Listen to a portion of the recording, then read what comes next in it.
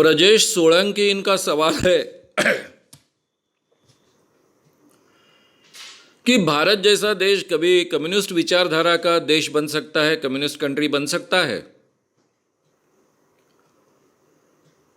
Marks और angles ने जो कम्युनिस्ट विचारधारा रखी उसको अलग अलग नाम है। कम्युनिस्ट विचारधारा है, साइंटिफिक सोशलिज्म भी कहा जाता है, साम्यवादी विचार सरणी कहा जाता है। तो उसमें जो उन्होंने विचार रखे उसके अनुसार उन्होंने वर्ग संघर्ष सिद्धांत रखा था। एक जो मजदूरों का क्लास होता है, प्लोरिटारियत का क्लास होता है, और दूसरा कैपिटलिस्ट वर्ग होता है। जो भी संपत्ति निर्माण होती है वो श्रम से निर्माण होती है, लेकिन इसके बावजूद ये श्रम करने वाले, मेहनत करने वाले, मेहनतकश लोग जो होते हैं उनका शोषण करते हैं कैपिटलिस्ट लोग। और इसलिए जब इस मेहनतकश लोगों में जागरूक होगी, पूरी तरह से वो जागरूक हो गए, तो वे लोग संघर्ष करेंगे। उनकी तादाद बड़ी होने के कारण वो अपने हाथ में सब लेंगे।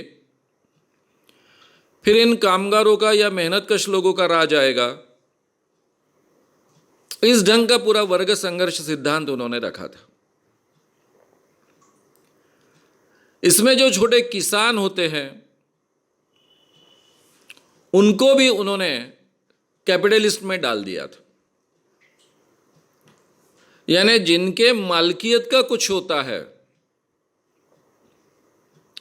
ये मालकियत रखने वाले जो लोग हैं वो सभी कैपिटलिस्ट है, ऐसा उनका सिद्धांत था। और शायद यूरोप में उन दिनों में फ्यूडलिज्म था बड़े पैमाने पर, इसलिए एक एक जमींदार की जमीन जो होती थी वो कई हजार एकड़ तक होती थी। उसमें काम करने वाले जो मेहनतकश मजदूर है, जिनको हम किसान कहते हैं भारत जैसे देश में, ऐसे किसानों का उस पर कोई अधिकार नहीं था। क्योंकि यूरोपियन फ्यूडलिज्म में ये जो जमीन होती है वो राजा की होती है। राजा का प्रतिनिधि जमींदार है, वो उसको रिप्रेजेंट करता है, और जो किसान जमीन पर काम करता है उसकी कोई मालकियत उसकी नहीं होती, ये मान्यता थी। और इसलिए शायद मार्क्स के पूरे तत्वज्ञान में जमीन की मालकियत होने वाला भी कैपिटलिस्ट है, इस ढंग की बात आई है। अब ये चीजें अगर हम ध्यान में रखेंगे तो भारत में कहां तक ये संभव है? भारत में एक तो जाति व्यवस्था है, वर्ण व्यवस्था है, जिसकी जानकारी मार्क्स को थी ही नहीं। मार्क्स की विचारधारा में ये बात थी ही नहीं। हमारे यहाँ की जातिगत व्यवस्था के कारण एक वर्ग निर्माण होना बहुत कठिन है। एक अमीर वर्ग, दूसरा गरीब वर्ग, ऐसा नहीं होता है। हर जाति का वर्ग अलग हो सकता है। जाति में ही कोई अमीर है, कोई गरीब है, ऐसी स्थिति हो सकती है। और जब लड़ने की नौबत आती है तो गरीब जाति, अमीर जाति ऐसी बन नहीं सकती है, क्योंकि जो गरीब रहेंगे उनमें भी अलग अलग जाति रहेगी, तो वो आपस में झगड़ेंगे। ये स्थिति है। तो इसलिए मार्क्स का तत्वज्ञान, ये वर्ग संघर्ष सिद्धांत भारत में लगना करीबन असंभव है, ऐसा कई लोगों ने पहले ही कहा था। चाइना की स्थिति अलग थी। चाइना में भारत जैसे छोटे छोटे किसान थे। चाइना में जिस ढंग का फ्यूडलिज्म था, यूरोप में उस ढंग का फ्यूडलिज्म था नहीं। इसलिए चाइना में छोटे छोटे किसान थे, और चाइना के क्रांति में किसान शरीक हुए थे। माओ ने किसानों को भी अपना सैनिक बनाया था। तो मार्क्सवाद का जो वर्ग सिद्धांत है वो तो सही माने में चाइना में ही अलग साबित हुआ या झूठ साबित हुआ, यानी माओ ने उसको अलग रूपांतरित किया। और इसीलिए आगे चलकर जो बात की रशिया में कि मालकियत रखने का आधार क्या होता है, तो फैमिली होती है, क्योंकि फैमिली में बच्चे पैदा होते हैं, फिर संपत्ति एक जनरेशन से दूसरे जनरेशन तक जाती है, एक पीढ़ी से दूसरे पीढ़ी तक जाती है। अगर फैमिली सिस्टम ही खत्म हो तो कैपिटलिज्म का बेसिक ही खत्म होगा। Family is the last Citadel of capitalism, ऐसा कहा था। यानी ये जो फैमिली होती है, हमारा कुटुंब होता है, वो कैपिटलिज्म का आखिरी किला है, ऐसा उसने कहा था। इसलिए रशिया में ये प्रयोग हुआ कि कुटुंब नाम की कोई चीज ही ना बचे। फैमिली नहीं बचेगी तो कैपिटलिज्म नहीं बचेगा। यानी क्रांति के बाद की ये बात है। क्रांति के बाद में तो कोई कैपिटलिस्ट बचा नहीं था कि जिसके मालकियत का कोई कारखाना होगा, जिसके मालकियत का कुछ होगा। जार को मारा डाला गया था, बाकी कैपिटलिस्ट की सब चीज़ें छीन ली गई थी, कारखाने छीन लिए गए थे, वो अब सरकार के मालकियत के बन गए थे। और सरकार पर पार्टी का राज था। पार्टी किनकी थी? तो प्रोलितरियत की, कामगारों की पार्टी थी। ये सब चीज़ें रशिया में जो हुई उसके विपरीत माओ को करना पड़ा। और इसीलिए शायद माओ ने ये फैमिली ख़त्म करने के प्रोसेस भी अमल में नहीं लाए।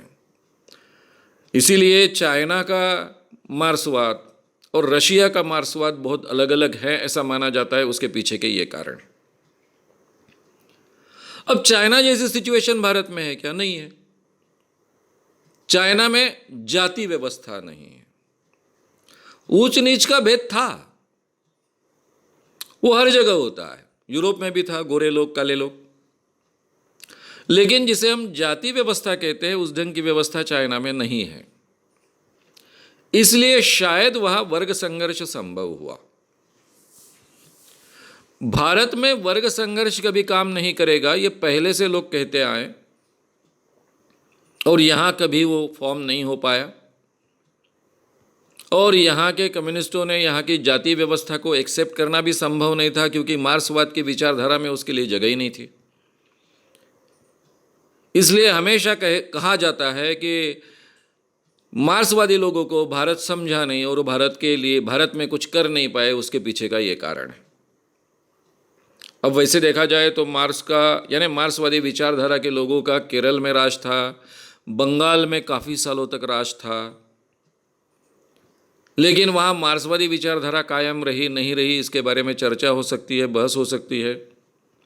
उन्होंने लोकतंत्र को महत्व दिया, और लोकतंत्र और मार्क्सवाद का विचार, इसके लिए जगह नहीं है, उसमें कोई राजकीय स्वतंत्रता को जगह नहीं है।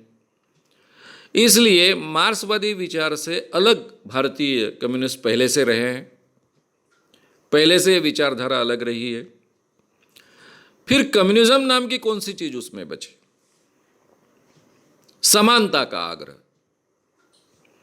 और जब मैंने गांधी और हिंद स्वराज ये पूरी सीरीज ली, 5 व्याख्यान की सीरीज है, उसमें मैंने क्लियर कट कहा कि ये समाजवाद जो विचारधारा है, जिसको सोशलिज्म कहा जाता है, इस विचारधारा में लोकतंत्र का आग्रह, समानता का आग्रह और लिबर्टी का आग्रह,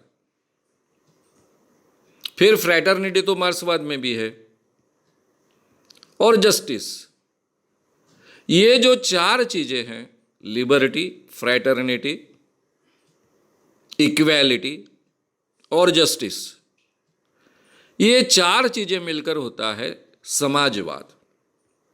और भारतीय कॉन्स्टिट्यूशन ने ये समाजवाद को स्वीकारा है।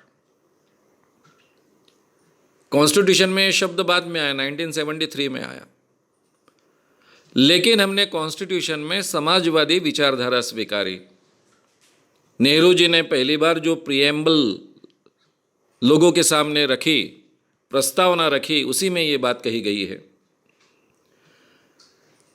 तो ये जो विचारधारा है वो आज के कम्युनिस्टों की विचारधारा है, उससे कोई ज़्यादा भिन्न नहीं है।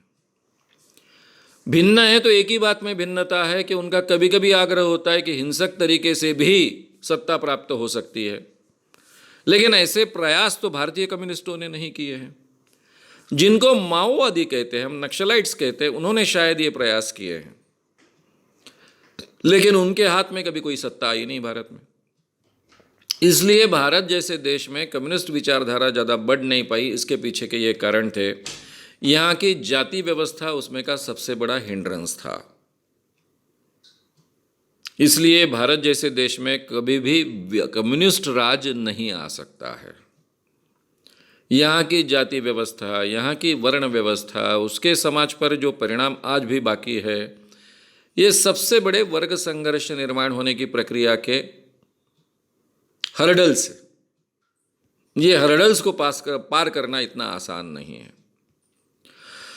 दूसरी बात ऐसी है कि भारत जैसे देश में कभी हिंसा को बल नहीं मिलता है, क्योंकि शायद एक जमाने में भारत ने बहुत हिंसा सहन कर ली है और हिंसा से कुछ हासिल नहीं होता है, ये ध्यान में आया और इसीलिए गए 2000 सालों का हमारा जो इतिहास है वो अहिंसक इतिहास है भारतीयों का।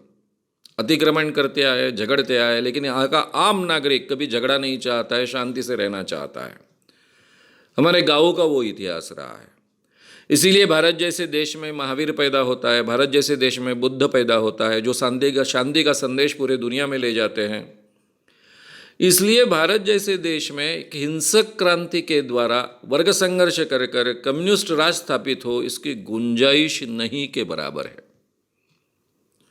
इतना ही नहीं तो कोई हिंसक प्रक्रिया के द्वारा अगर कुछ अचीव करना चाहता है भारत जैसे देश में, तो उसके लिए भी ये करीबन असंभव चीज है। शिवाजी राजा को एक समय में बल मिला। शिवाजी राजा बहुत अच्छे ढंग से उसमें सक्सेस भी हुए। उसके पीछे के बहुत अलग कारण थे।